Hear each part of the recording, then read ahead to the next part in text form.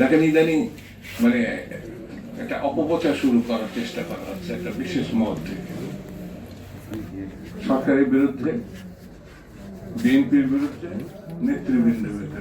আস্তে আস্তে করে মন্ত্রী সব ফেলেছে, ভাবা যায় আমি শুধু বোনটাকে তুলে নিয়ে উঠি, যদি বোনটা ছুঁয়ে যেত তাও বুঝতাম যে না, তার দরদ আছে বাংলাদেশে।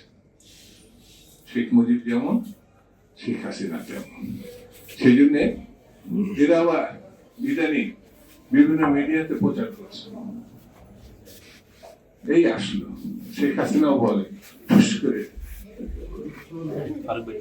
কি ধরনের কথাবার্তা আপনি এইটা ভাবা যায়? বেগম খালেদা জিয়া এত নির্যাতনের পর আজকে আপনাদের আমি সেলুট করি যে এমন একজন নেত্রীকে আপনারা ধারণ করেছেন। আপনাদের অঞ্চলে এরকম একজন নেত্রী তৈরি হয়েছে। আমরা ছাত্র জীবনে তার সঙ্গে থেকে রাজনীতি করেছি। এই যে সুদীর্ঘকালে এখানে যারাই আছে স্বামী সহ সবাই তার সঙ্গে আমরা রাজনীতি করছি তার আদর্শের জন্য, নীতির জন্য। সেই নীতিকে ফলো করেছিলেন আমাদের জয়নাল আবেদীন ফারুক সাহেব। তার নিজের জীবন বিপন্ন করে দলের জন্য। আপনারা বলছেন না এটা আদর্শের ব্যাপারটা সারা বিশ্বে দেখেছে। একটা পার্লামেন্টের সদস্য হলে তো অনেক সুযোগ সুবিধা পায়, কি দরকার?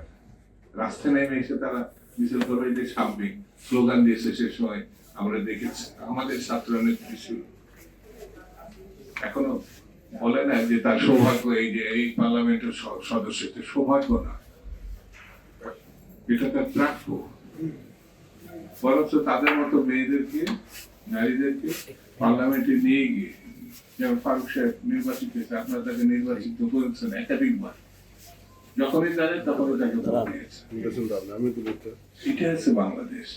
গণতন্ত্রের পক্ষে, আন্দোলনকারীদের পক্ষে, যারা নির্যাতিত হয়েছে তাদের পক্ষে মানুষ বাংলাদেশে সবসময় ছিল। আমি মনে করি এখন একটা সময় এসেছে জনাব তারেক রহমানের, আমি সব সভাতেই বলি, তারেক রহমান সাহেব মাননীয় প্রধানমন্ত্রী, এই সুযোগকে অবহেলা করা যাবে না। তাকে সমর্থন দিতে হবে, তার পাশে দাঁড়াতে হবে, শক্ত করে দাঁড়াতে হবে। দেখেন ইদানিং মানে একটা অপপ্রচার শুরু করার চেষ্টা করা হচ্ছে একটা বিশেষ মত থেকে, সরকারের বিরুদ্ধে, বিএনপির বিরুদ্ধে, নেতৃবৃন্দের বিরুদ্ধে। আস্তে আস্তে করে মানে এটা আর একটা সময় আসলে বড় করে হবে। আমি মনে করি যে 55 বছরের মধ্যে এখন যে গণতন্ত্র বাংলাদেশে আছে, সর্বকালের সর্বশ্রেষ্ঠ গণতন্ত্র মানুষ চর্চা করছে।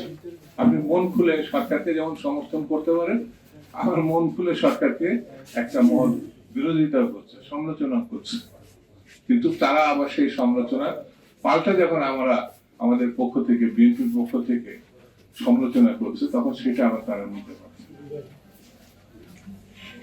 সব কথার শেষ কথা হচ্ছে গণতন্ত্র আমাদেরকে রক্ষা করতে হবে। আজকে যে আপনারা তাকে স্মরণ করছেন, সেই ঘটনার প্রতিবাদ করছেন এমন না।